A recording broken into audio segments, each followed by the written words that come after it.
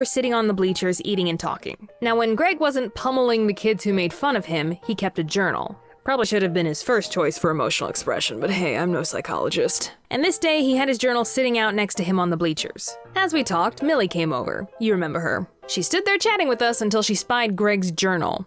Ooh, what's this? Don't touch it, it's my journal. A journal? Come on, let's see it. In a flash, Millie snatched the book out of his hands and ran off with it. Greg gave chase, and to escape him, Millie ran into the girls' locker room. By the time I caught up with the two, Greg was standing just outside the locker room, Millie was standing just inside with the door open, and she was reading from his journal out loud to the other girls inside, knowing full well he couldn't go in to stop her. And remember, Greg was a troubled kid. There might have been some really heavy stuff in that journal that she was about to spill everywhere. I saw all of this unfolding in front of me, and I knew I had to do something. This was not right. Time to stand up, as the adults say. So I ran into the locker room and began tussling with Millie for the journal. No one was getting hurt, mind you, just a lot of pulling and shuffling. But tug of war quickly escalated into war. Give you 3 guesses who took it too far. We struggled for about 10 seconds before it happened. The next thing I knew, she grabbed my wrist and bit down as hard as she could.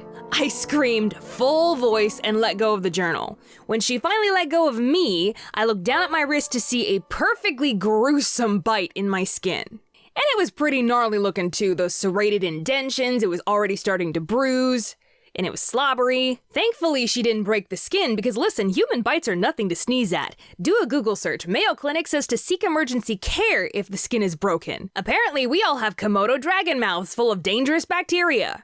Actually, that kind of makes you rethink kissing. You bit me! You actually bit me! What the hell is wrong with you? You're insane! I'm going to the nurse! Suddenly, Millie wasn't so concerned about Greg and his journal anymore. I marched right to the nurse's office, with Millie behind me trying to convince me not to go. When I showed the nurse the bite, she disinfected it and called the principal.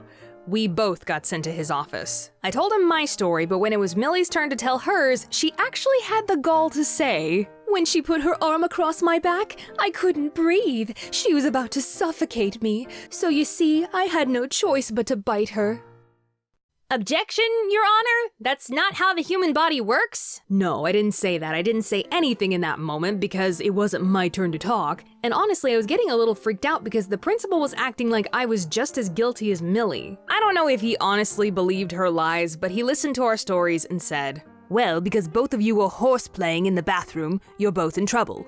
Horseplay? "I'll be calling your parents today. Rebecca, you'll be getting 5 demerits. And Millie, normally I'd give you 5 as well, but because this is the second time I've seen you in my office this year, you'll be getting 10.